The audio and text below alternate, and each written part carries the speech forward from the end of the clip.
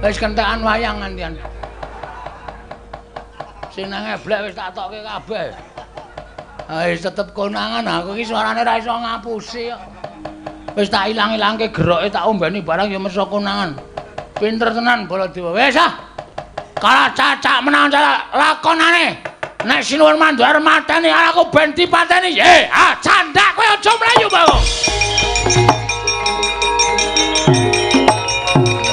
Wah, dalah.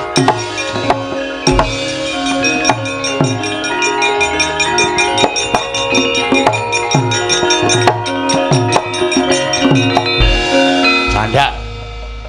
Kecandak kowe saiki. Bar mlayu nang ndi? Ora mlayu wis ora ana dalane kok.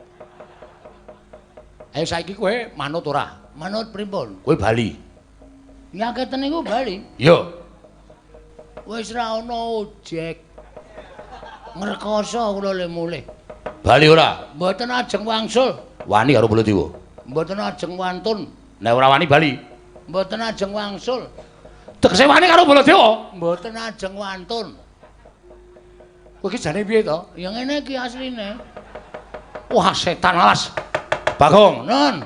Aku wis ditanggungke karo Yai Prabu Duryudana supaya iso kelakon mboyong Waradrupadi dikaro dening Bawa Penembahan Durna.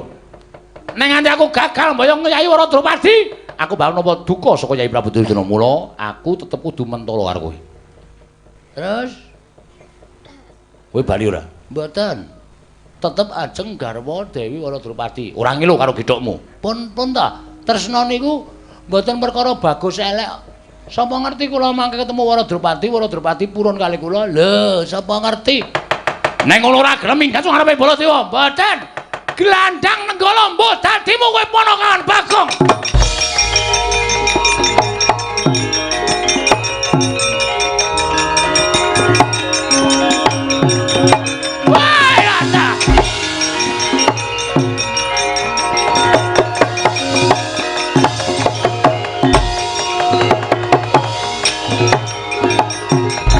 Ana sing ora setuju siji.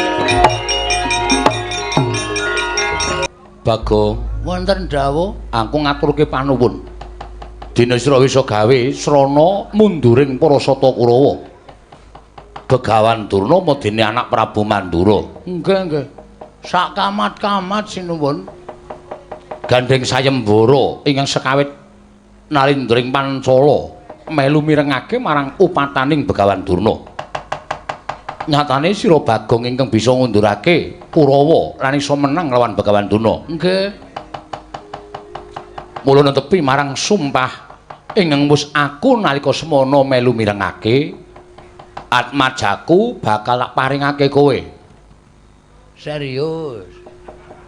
Iya tenan. Ya nek rika kurun, nek mboten purun mula Drupadi bakal timbali ana ing kene supaya adu arep karo kowe ponakan Bagong. Aduh. Ora nggo jungkat cilik. Arep jungkatan sik. Wis ora sandadak kowe macak. Anane kaya ngono yen Drupadi nampa ya ben ditampa. Yen ora kowe aja gelo. Nun nggih ngestakaken dawuh. Terus aja meno. Wonten paring dawuh Rama. Mbak Yumu aturana tindak mrene. Oh nggih, ngestakaken dawuh. Monggo Kakang Mbok. Timbali Kanjeng Rama. Iya, terus ta jumena.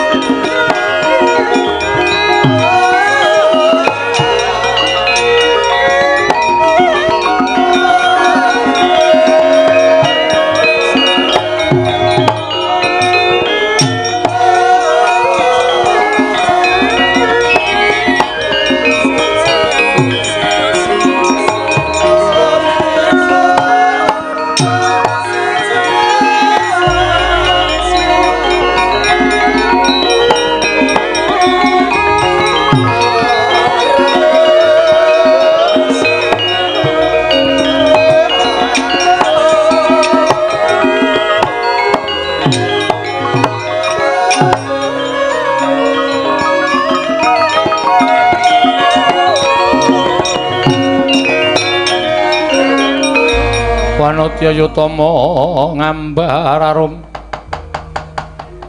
arum sang kusuma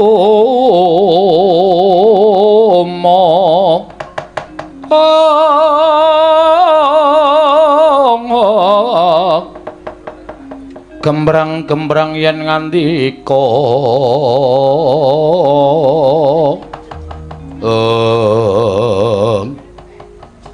Drupadi wonten paring dawuh Kanjeng Rama ning ngarepamu kuwi sapa menika Panakawan Bagong ingkang wis bisa gawe tentrem negara ing Pancala merga saka pamutahe Begawan Durna mesti wae yen kowe tak tanting supaya tak rabai karo Durna mesti ora gelem trimah pejah mula gandeng kowe ora gelem tak rabai karo Begawan Durna mongko ingkang bisa ngundurake Begawan Durna mau Bagong mongko Bagong duwe niat ngayomi marang kowe sak jroning kowe ditinggal karo bojomu ya kuwi anak Prabu Ngamarta. Mekaten Kanjeng Rama. Iya. Menapa dipun keparengaken kula sak rembag lumiyen kaliyan Bagong? Ya sakarepmu kono. Aku tak nglungani papan kene rembugen sing kanthi apik-apik. Nggih ngestaken dawuh. Wis kono. Bagong, Nun. Penake. Durung apa-apa e. Wis kon menakke ta. Panakawan Bagong wonten dawuh. Moro saiki tak takoni niatmu apa nggone bakal kepengin ngayomi kelawan aku. Satampang karamasane. Angel tenan nek ngomong nek karo wong wedok iki nek lagi pertama kaya ilat iki kaku. Sak pengkeripun sinuwun Prabu Puntadewa. Kula nika namung badhe ngreksa asma panjenengan. Tegese ampun ngantos disenggol dening priya sanes, ampun ngantos dipun kajengaken dening priya sanes. Mila niki sisteme kawin kontrak. Tegese piye? Kula dados garwa panjenengan ning mengke nek sinuwun Puntadewa menika sampun rawuh. Kula kedah ngawon panjenengan kula aturaken sinuwun Prabu Darma Kusuma. Lah upama nggone tindak kuwi setahun, Panjenengan dadi bojo kula setahun. yen le tindak 2 taun, Dadi bojo kula 2 taun. yen nganti ana apa-apa upamane sing jeneng tresna kuwi jaran saka kulina, aku campur karo kowe saking kulinane terus aku yo ketukuran rasa tresna sing gedhe. Nek upama aku terus iki mung upama lho. Aku duwe anak karo kowe piye? Sesuk nek Sinuwun Puntadewa rawuh, anake dipacul ndase. Kuwi jenenge ora duwe rasa kamanungsan. Nek upama Sinuwun Puntadewa gelem nampa ya wis ra apa-apa anakmu tak monge. Monggo, monggo daripada kula mong dadi kere. Lu sampeyan sing momong. Iya. Berarti ya wis mbangane aku dipek ratu kono-kono. Akeh sing padha ngayunake kelawan aku. Kowe becik nek aku urip karo kowe, Bagong.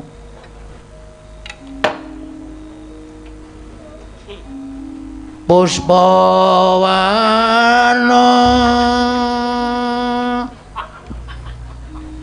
Alayub.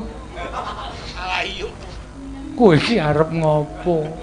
Ajeng anu buka gending. Gending apa? Mboten iso. Ame ngawur watone lekom. Menika saestu. Iya tenan. Wah, jan. Nek ngoten kula wis ora ana tabeting antaraning Panakawan kali Bendara. Ora ana. Kepareng kula badhe ngadeg. Ya ngadeg kok saiki wae. Nggih alon-alon karang wong tuwa e. Ning ngadeg ora iso sakal. Iya. Wah, jan. Kula ya wis ora basa karo panjenengan. Wis ora sah basa ora apa-apa.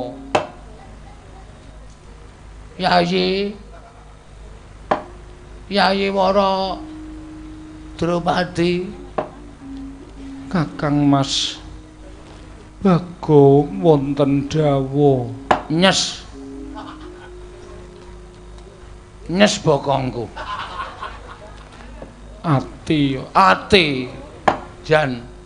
Kaya siniram tirta wayu sewindu. Inggih. Iki terus apa liar jagongan iki meneh lapangan ngene iki? Hah? Apa ya ora ana tempat ngopi lah paling ora. Berdua. Lho. Kowe pesen kopi, sing kopine iso ana gambar I love you.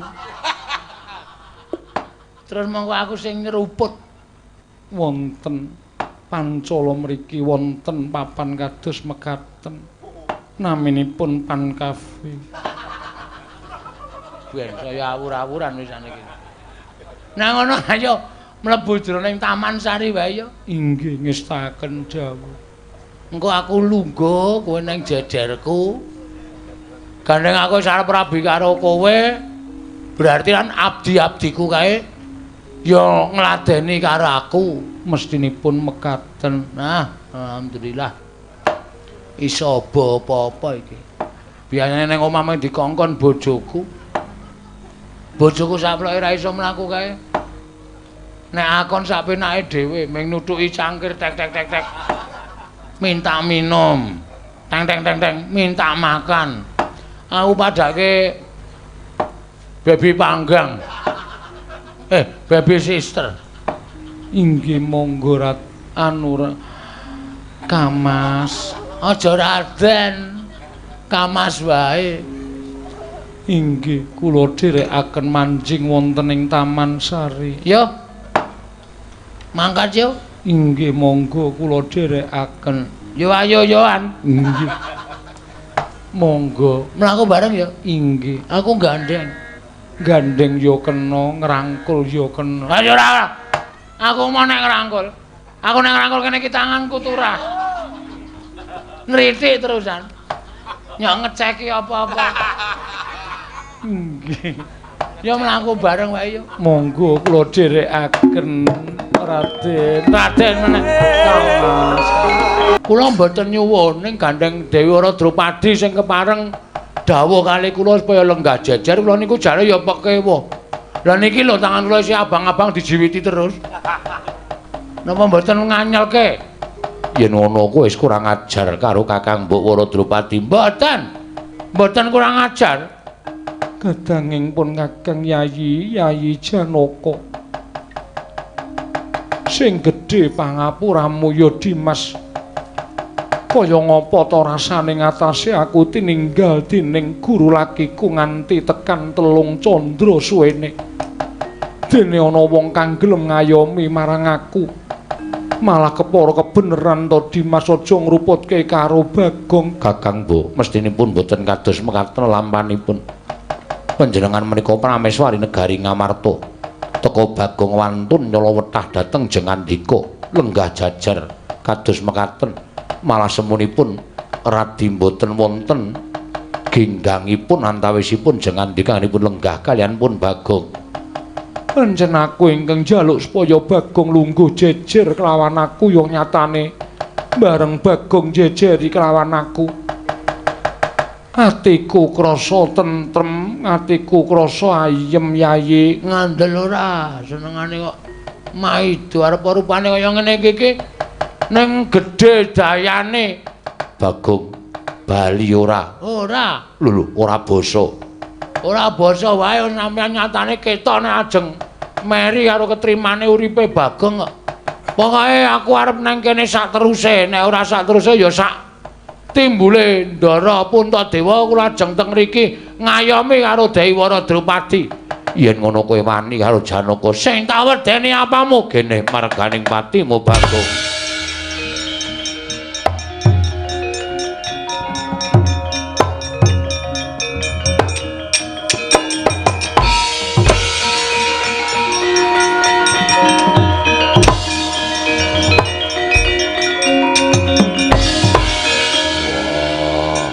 Aku wis ngerti rembugane Janaka karo Bagong. Kowe pancen batur sing ora ngerti karo derajatmu. ora gelem medhun kowe jejer karo Waradropadi Bayu tak idak mutar kowe idan tak idak genti kowe mutar.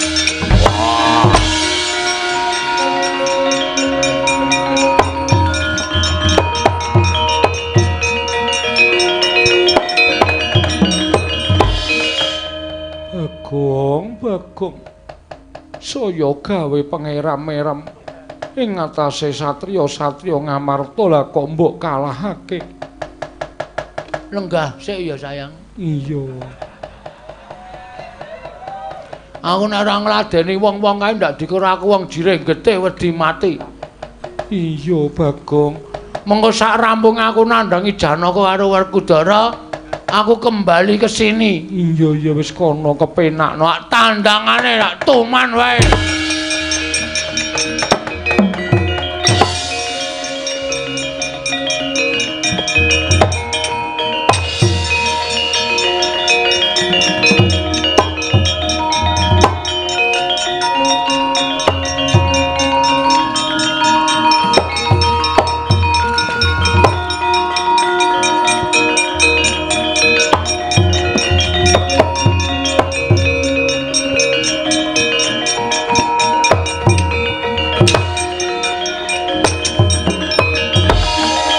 Janaka mboten kinten babar pisan. Bilih Bagong nyata anggunjak dhateng Kakang Mbok Waradropadi, semune Waradropadi ora wegah nampa karo Bagong, ditampa kanthi ikhlas. Lah dalah jagat iwabatu jagat pangestungkara. Lah kok dadi kaya mengkono kanane Bagong? Mung gumunku lho, Yayi Waradropadi kok ya nampa iki ana lelakon apa Maratresba? Tak presanane kaca paesan Werkudara.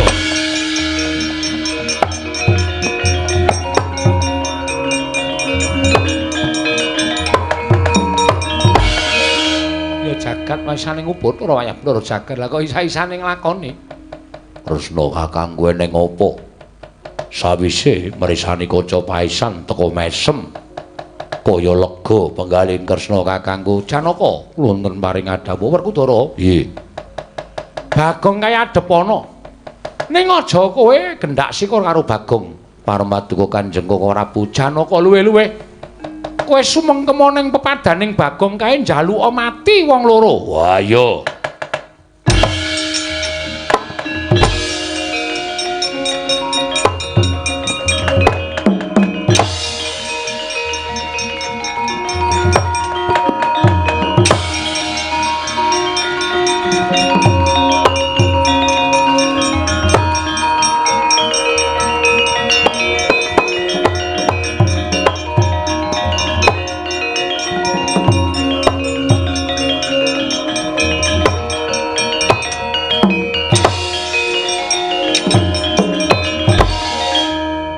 Iki kok ada munduk-munduki ngapa iki? Bagong. Wiwit dina iki aku njaluk mati. Lho. Ngapa? Saka ngendi doan? Saka pis-pis ya. Bagong. Wah. Aku njaluk mati. Wah, janane ngono kuwi mah. Sone aja-aja. Bagong edan ora gagas karo aku. Aku patenono. Bagong aku patenono. Aku trima mati ning ngarepamu Bagong tinimbang aku wirang bebareng. Aku patenono. Apa perlu aku kudu suduk salira ning ngarepe Panakawan Bagong. Aku patenono Panakawan babar sejatining wujud nata Ngamarta Prabu Darma Kusuma.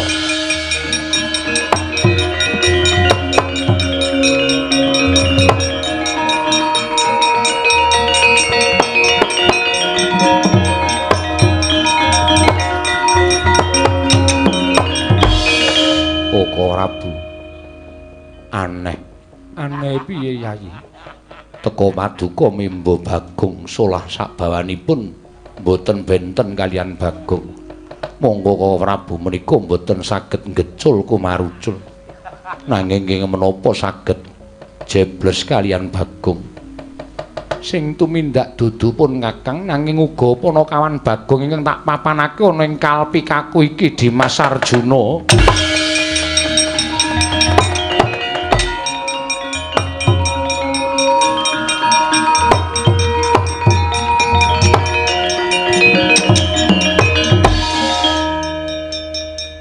Dados ingkang ngendika sanes panjenengan dudu aku ora iso omong cara Bagong. Rekaman. Aku sing ngomong. Ya. Lajeng ingkang tetembangan jejogetan. Kula kandhane kok ngeyel ora. Wis ngene iki wis apik wis tekan esuk dadak di protes. Angel le mikir. Iya, Bagong. Dimas pun Kakang sayekti nggone Mendan krana pun Kakang upaya wujuding pustaka Jamus Myang Jimat Limasada ingkang Mendran saka negara Ngamarta, Yayi.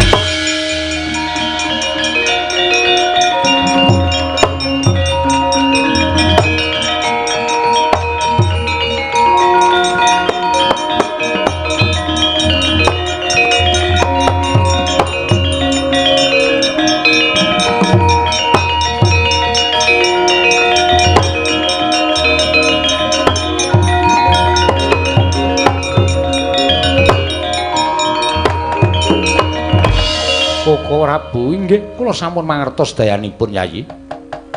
Namung mengatono tasih wonten kewajiban inggih menika ngupaya wonten pundi durungipun pustaka Jamus Myang Jimat Limasada. Kula piyambak mboten mangertos. Lajeng badhe dhateng pundi anggenipun ngupaya pustaka Jamus Myang Jimat Limasada. Koko Prabu kula mboten saged munjuk atur dhateng ngersa paduka Kanjeng Koko Prabu anak Prabu Darmakusuma kula ingkang sowan nggih.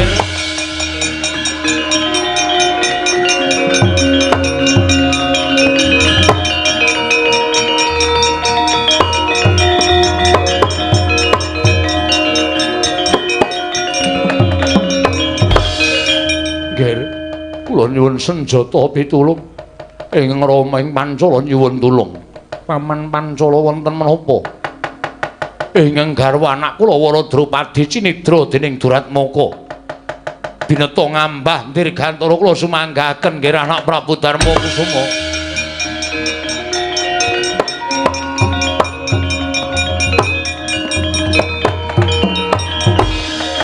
Koko Prabu Yayi Waradrupadi murca. Ora dalah. Yayi Waradrupadi cinidra Duratmaka kasinggihan mekaten Koko Prabu. Lho edan kae arep ngopo kae? Aseme dinggo. Lho. Sondi? Toilet. Tak kira nek ngrebut Waradrupadi wis udu hakku wisan. Hakku mau saiki senes hak kula. Yayi Punta wonten dawuh. Nalendra kala wau menawi saged pinanggih sampun ngantos jengandika gendhak sikara. Namung ngaturi pasrah pejagesan dhateng Nalendra kala wau Yayi Puntadewa.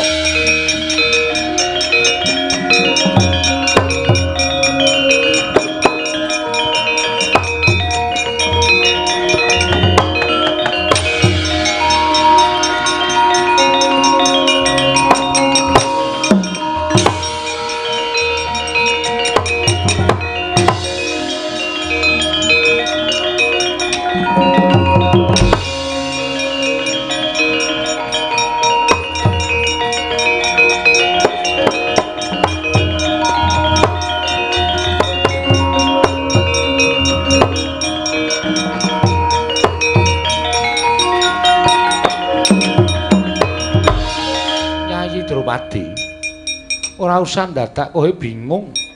Ora usah dadak kowe rumangsa bakal tiba ning Padasuri. Nanging kowe bakal tiba ning kasur babut kowe winengku garwa dening Nalendra ing pusara Bowi Prabu Kalimantara. Aku Nalendra Muda. Kowe njaluk apa wae bakal tak turuti. Waton kowe gelem ngladeni kelawan aku nata Kalimantara Waradrupadi.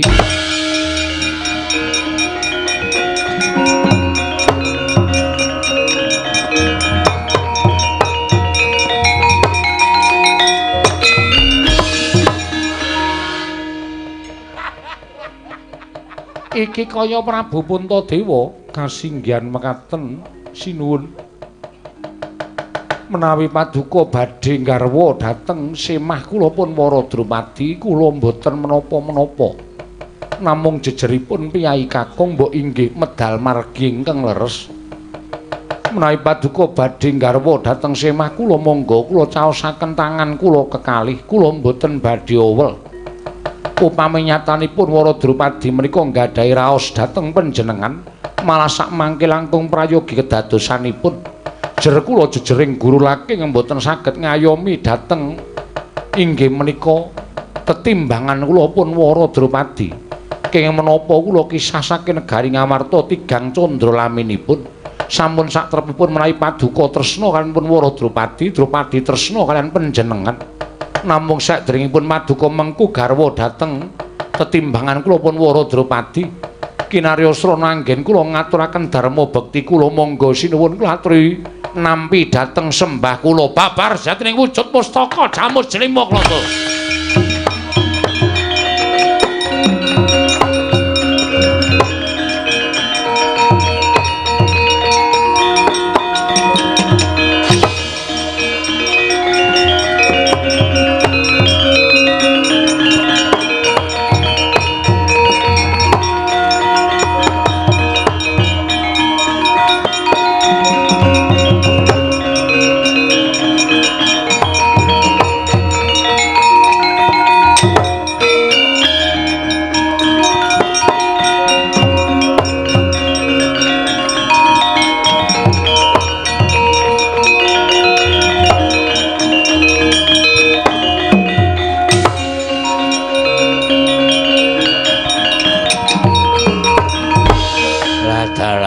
Katon padhang kahanane. Anakku Drupadi wis bali, yai anakku Puntadewa uga wis timbul. Kresna, iku wonten dawuh paman. Ingkang pamaning Pancala ngaturaken panuwun ingkang tanpa pepindhan. Semeruga kowe Werkudara, ya. Aku ngaturke panuwun ingkang tanpa pepindhan, ya. Ora dadi ngopo. Muga-muga kabeh bisa mlumpuk malih ana negara Ngamarta. Ya, kuwi luwih prayoga. Iki piye kok dadi kanane kaya ngene piye?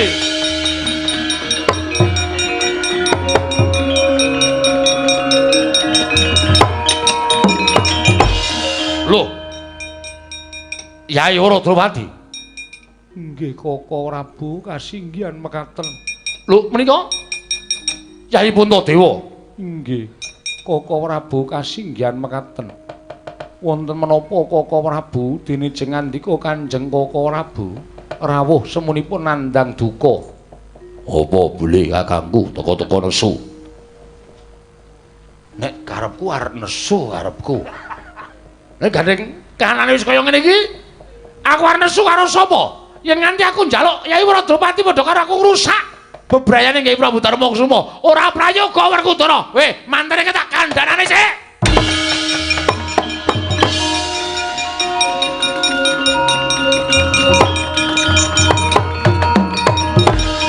Bathara, wonten dawuh. Wangsul. Lho, kula kok kan wangsul pripun? Kyai Prabu Puntadewa sampun timbul. Wah. Sampun kondur? Sampun. Aduh. Nek ngaten kula coplok anggenipun dandan manten. Coplok kabeh. Inggih ngestaken dawuh. Kula wajah bali. Inggih ngestaken dawuh. Ampun gawe rame negari Pancala. Oh inggih ngestaken dawuh. Nggih anak Prabu Baladewa.